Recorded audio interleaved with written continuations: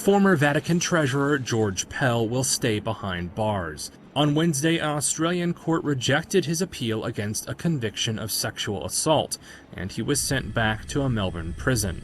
Pell's the highest-ranking Catholic worldwide to be convicted of child sex offenses. He was found guilty on 5 charges of abusing 2 13-year-old boys in the 1990s. Now he'll remain in prison for at least another 3 years when he's up for parole. Pell's lawyers had argued the jury's verdict was unreasonable based on evidence at the trial, and that the jury relied too much on the account of the only surviving victim. The court's judges rejected that on Wednesday. Justice Maxwell and I accepted the prosecution's submission that the complainant was a very compelling witness, was clearly not a liar, was not a fantasist, and was a witness of truth. Outside the Melbourne court, oh, beautiful! Activists and abuse victims cheered after hearing the appeal was rejected.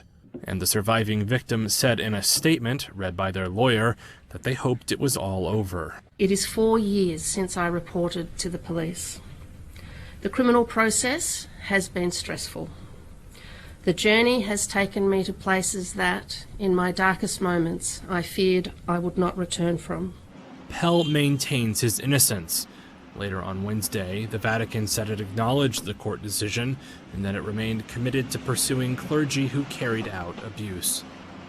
Part of Cardinal Pell's case on the appeal was that there were 13 solid obstacles in the path of a conviction. Justice Maxwell and I have rejected all 13.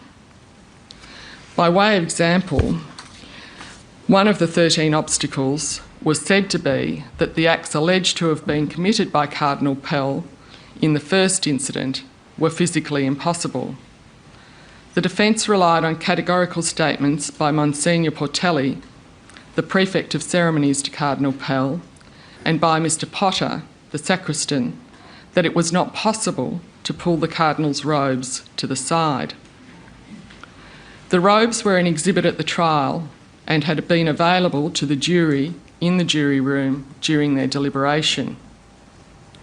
Having taken the advantage of the opportunity to feel the weight of the robes and assess their manoeuvrability as garments, Justice Maxwell and I decided that it was well open to the jury to reject the contention of physical impossibility. The robes were not so heavy nor so unmovable as the evidence of Monsignor Portelli and Mr Potter had suggested. We found that the robes were capable of being manoeuvred in a way that might be described as being moved or pulled to one side or pulled apart. We note that Cardinal Pell did not have to prove anything in the trial. Rather, at all stages of the trial, the burden of proof rested with the prosecution. It was a matter for the prosecution to prove beyond reasonable doubt that there was a realistic opportunity for the offending to take place. That involved showing that the offending was not impossible. The prosecution also bore the burden of proving beyond reasonable doubt that the particular sexual acts took place. Justice Maxwell and I observed that while the defence for Cardinal Pell maintained submissions based on impossibility in the appeal, we steadily bore in mind that there was and is no onus whatsoever upon Cardinal Pell to prove impossibility. And Chrissy Foster is the mother of 2 girls abused by a Catholic priest. She's happy the conviction has been upheld and says it sends a strong message to the Church. Just take us through what went on in your mind when you heard appeal dismissed. Well, I couldn't quite understand what he said.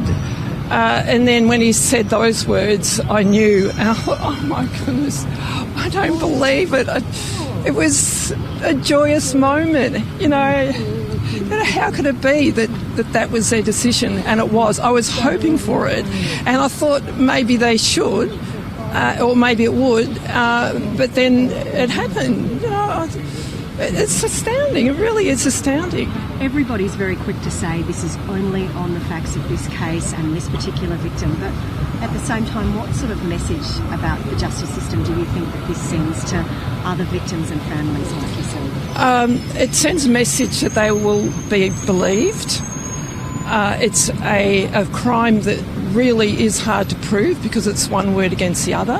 And here we have today in our court in Victoria, the Supreme Court saying, well, you know, we believe the victim and we uphold the jury's verdict. And I think, well, you know, it's the system we have. What else?